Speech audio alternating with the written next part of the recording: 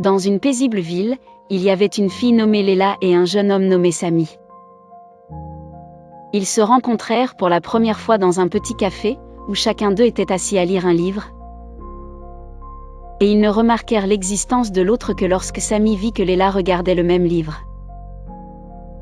Ils échangèrent un sourire et entamèrent une conversation, découvrant qu'ils avaient beaucoup de points communs, notamment leur amour pour la littérature et les arts.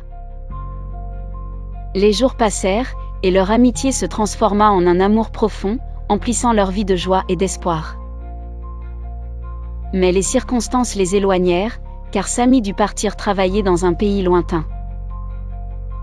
Malgré la distance, ils continuèrent à communiquer, et leurs lettres devinrent leur moyen d'exprimer leurs sentiments et un amour qui ne changeait pas.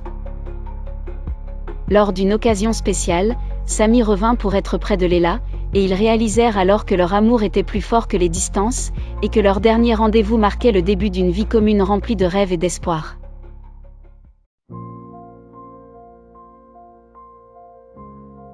Dans une paisible ville, il y avait une fille nommée Léla et un jeune homme nommé Samy.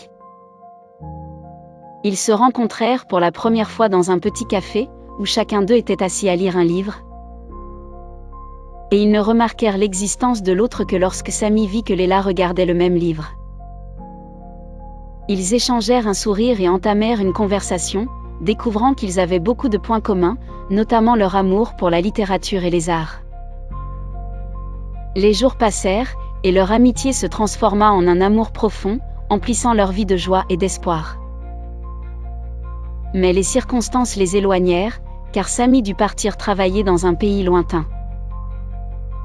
Malgré la distance, ils continuèrent à communiquer, et leurs lettres devinrent leur moyen d'exprimer leurs sentiments et un amour qui ne changeait pas.